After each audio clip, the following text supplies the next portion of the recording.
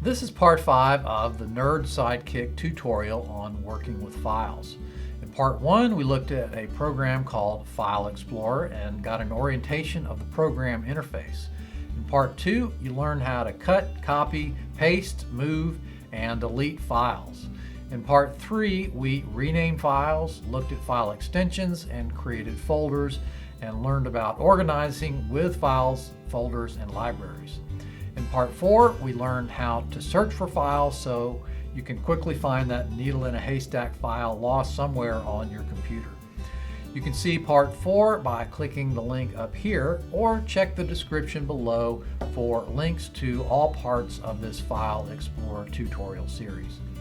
In this video, we'll wrap things up with a few topics that didn't quite fit anywhere else. You'll learn some great tips about file shortcuts, working with multiple copies of File Explorer simultaneously, rescuing deleted files from the recycle bin, and more. You're watching a video from the Mom and Dad Technology Tutorial Series. I'm making this Mad TNT video series for my mom, who sometimes struggles with technology. Don't get mad and blow up trying to help someone close to you. Instead, just send them this video. Let's talk about shortcuts. You may not know what a Windows shortcut is, but chances are almost 100% that you have used them. If you have ever installed a program on your computer and during the installation process were offered to have an icon to run that program placed on your computer's desktop, that was probably a shortcut. The actual program itself was not installed on your desktop. Instead, a shortcut is placed there. The shortcut is a pointer to the actual program, allowing you to run the program from convenient places like the desktop without having to dig deep into the folders on your computer where the programs are often buried. By clicking a shortcut, you run the program, or in the case of a shortcut for a document, the shortcut automatically opens the document in the program associated with that document. Let's take a look at my desktop, where you see a few icons. This icon for my Chrome browser isn't the actual program. This is a shortcut that will launch the browser. You can tell this is just a shortcut by looking for the little arrow on the lower left corner of the icon. I could delete this icon and the program would not be deleted. On the other hand, this document file is actually saved on the desktop. Notice that the icon does not have the arrow on the lower left. If I deleted this icon, I would be deleting the actual file. Now, right next to that document file is a shortcut pointing to a document located somewhere else on my computer. These icons look almost identical, but this one is just a shortcut, not the actual document. Notice the little arrow. If I delete this icon, I only delete the shortcut, not the actual document. If you have a file that you access often, you might want to put a shortcut for that file on your desktop or other convenient location.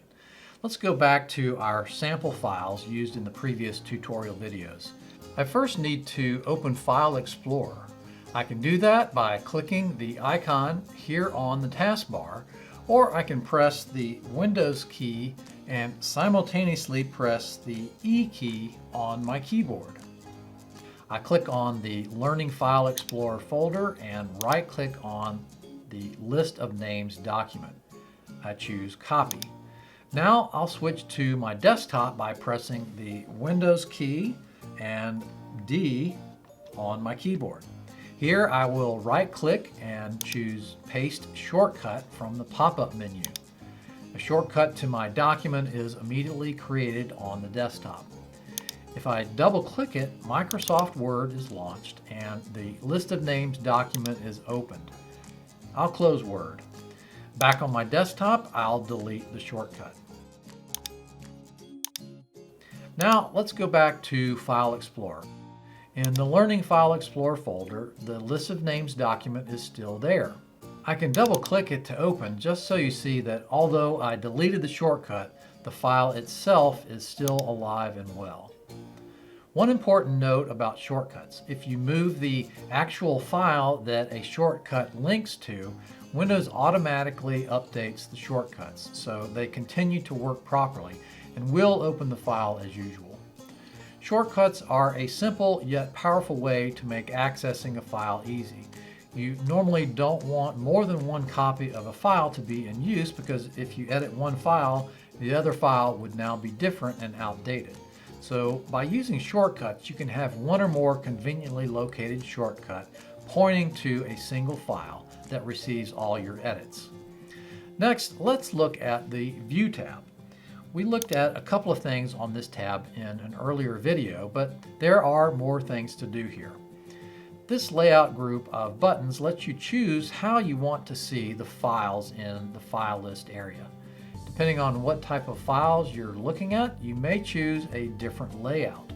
For example, I'll drill down to the project files, then click Client Files, and finally the Our Pictures folder. Right now the layout is set to Details, so you see a few columns of data, but you can't see the pictures themselves.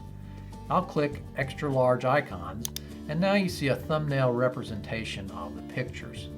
Hover over any of these layouts and the display will temporarily change to that layout. Click on the one you want and the display changes are saved. Each folder has its own layout setting, so depending on the type of data in a folder, you will probably want to view the folder's contents differently. The Preview Pane button toggles on or off a preview area to the right of the file list area. If the Preview Pane is turned on, File Explorer will attempt to show you a preview of the contents of the file that you have selected. For example, I'll click on the mountains.jpg file and I see a preview of this photo. If I click the List of Names file, I see a preview of this word processor document. Not every file type will show you a preview. You can also use the Details pane by clicking the button here. This turns off the Preview pane. Now you see some details about the List of Names file that you don't normally see in the regular details in the file list. My preference for most folders is the Details layout, because I can see when the file was modified last, what type of file it is, the size, and more if I choose to add additional columns. The Add Columns button lets you display additional data about the files.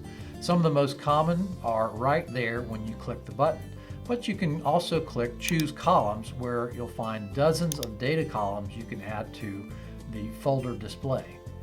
Many of these columns only apply to specific file types. For example, album and album artist would only be found on music files on your computer.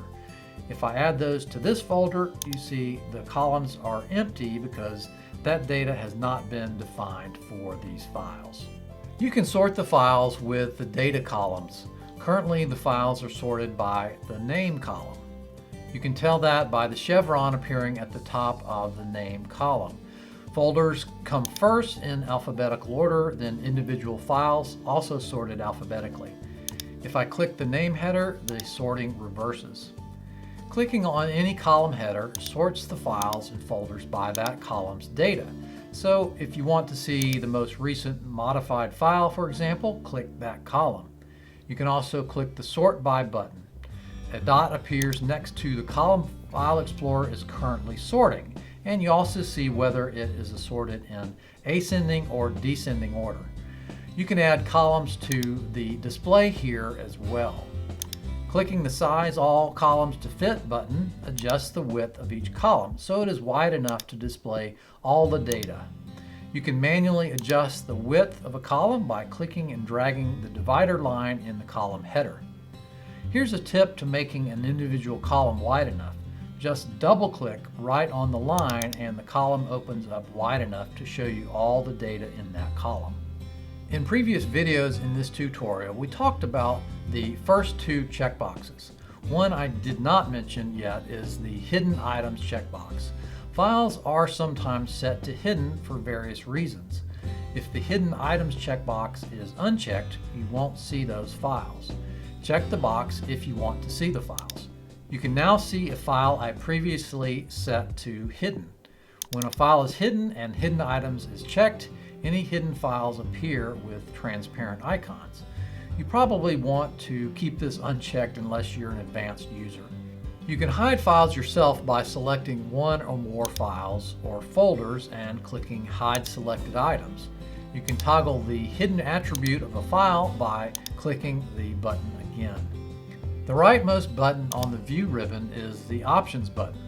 This dialog gives you a large number of parameters you can change to personalize your File Explorer experience. Frankly, this deserves a video of its own to cover all the options. If and when I do that, I'll put a link up here to that video and in the description below. Until then, you might want to read through the options and experiment with them. Here's a fun tip that can make moving files around easier. You can open up more than one copy of File Explorer at the same time. I've already got a copy open, so I'll press the Windows key and E to open up another copy. In fact, I can open up multiple copies. For this example, I'll just use two, so I'll close these. Now I can position these side by side and drag files from one window to another. I'll drag the List of Names file from this window over to the Paste Things Here folder. Each window works independently of the other, so you can navigate to just the right folder and file location in each window, then easily drag or paste files from one window to the other. But both windows will accurately reflect what files and folders are on your drives. Every now and then, you may find that a window hasn't updated properly to reflect the true contents of a drive. If that happens, you can right-click in that window and click Refresh, or press the F5 key on your keyboard. In a previous video, we looked at renaming files. But what if you want to rename an entire drive? If you click on a drive and go to the Home tab, the Rename button is grayed out. You can't rename the drive that way. Nor can you click the drive name, then click again and change the name. You'll need to right-click on the drive and choose Properties, or click the Properties button up here. The drive name is here at the top of the General tab. Type your drive name here. While we're here on the Properties box, I'll mention the Tools tab. Here you can check the drive for errors and defragment the drive. There are a couple of other drive-related tools you can access by clicking on a drive in the Navigation pane and click on the Drive Tools Contextual tab. BitLocker lets you encrypt a drive. You'd use this on drives that contain sensitive information you might want to keep password protected. This is only available in the Pro or Enterprise versions of Windows. I mentioned the Optimize function, which defragments drives. You can also clean up files in your drive. The program will suggest files you may want to purge from the drive as they are temporary and not needed. The Format button lets you format a drive so it can be wiped clean and used starting from an empty state. Unless you know what you're doing, you probably want to steer clear of the Format button. Now, have you ever deleted a file and immediately wished you could get it back?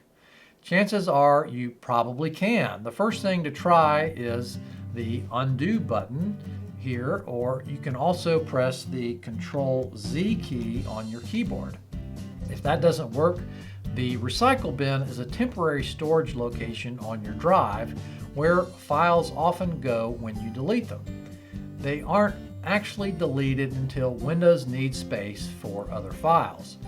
You can access the Recycle bin in the Navigation pane all the way at the bottom.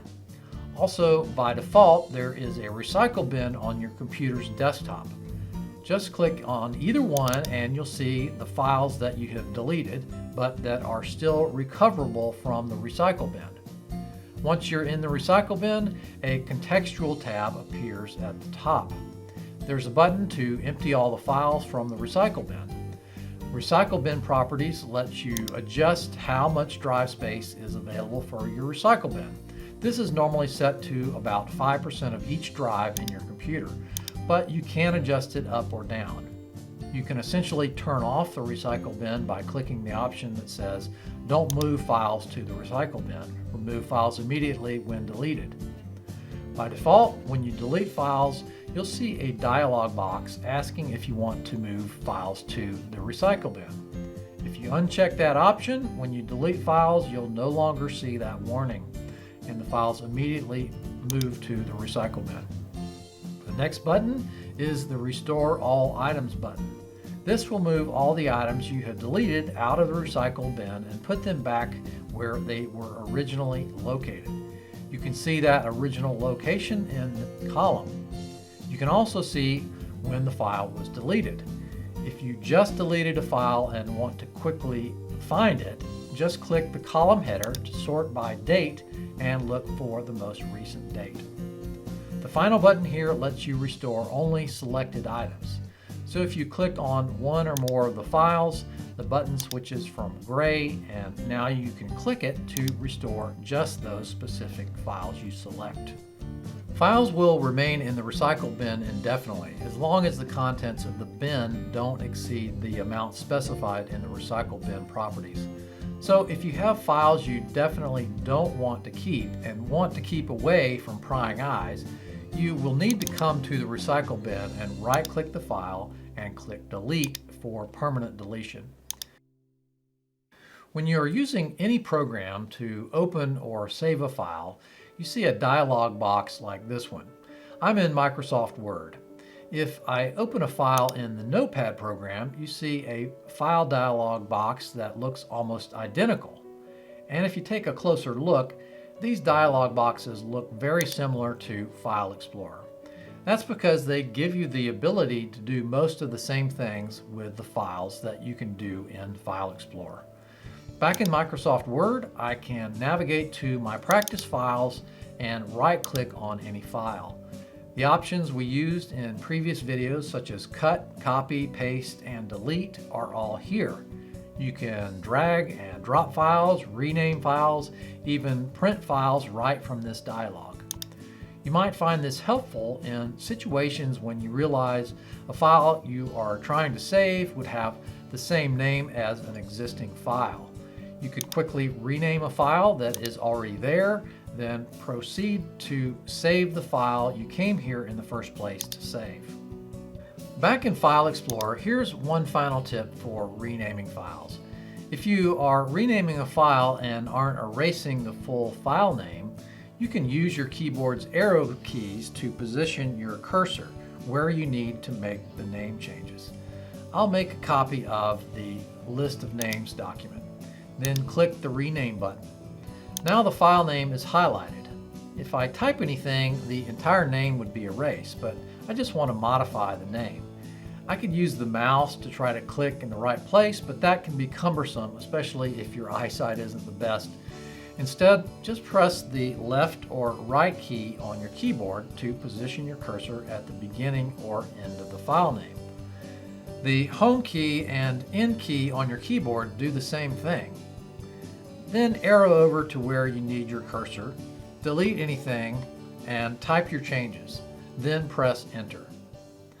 Here's one final tip to help you quickly access a favorite folder on your computer. I briefly mentioned this back in the very first video from this series, but this time I'll show you how to do it. The quick access located at the very top of the navigation pane shows you a few items by default. If you click any of these items, you'll go right to it, such as your documents library. Notice the little push pin icon over here to the right of these. That tells you that this item is pinned to the quick access area. You can pin other folders and libraries to quick access. You can't pin an individual file. Let's pin the folder we've been working with throughout this tutorial. I'll navigate to my user folder and click on Learning File Explorer. On the Home tab, click the very first button, Pin to Quick Access. The Learning File Explorer folder appears in Quick Access. If you change your mind, right-click on the folder here in the Quick Access area and click Unpin from Quick Access from the pop-up menu, and it's removed. Of course, the folder is still on your drive. It is not deleted. Quick Access is a convenient place to put a folder that you use regularly. Or if you have a project you're working on, you could pin a folder here while you work on it, then unpin it when the project is completed. Well, that's the end of this tutorial on Windows File Explorer. Hopefully the mysteries and challenges of this program have now been erased and you have achieved File Wizard status. If you have questions and comments about this video, please post those in the comments section below. And be sure to click the like button if this video helped you. Remember, you are in control of your computer and you determine how it works. Very little is outside of your control. The key is you just need a little bit of knowledge and you need to understand the basics of how computers work. Perhaps most important of all, you need to lose your fear of using computers. Children instinctively use computers without fear. The fact is, most anything you do on a computer can be undone or at least avoided with a little basic knowledge. The Mom and Dad Technology Tutorials are an ongoing series of tutorials designed to teach you some of the basics in a way that won't make you feel ashamed or afraid or intimidated. You can view all of the Mom and Dad Technology Tutorials by clicking the playlist here. You can view all 5 parts of this File Explorer tutorial by clicking the playlist here. Click here to subscribe to the Nerd Sidekick channel to be notified of new videos as they are released. I'm Fred Kelly, your Nerd Sidekick, making you the technology hero.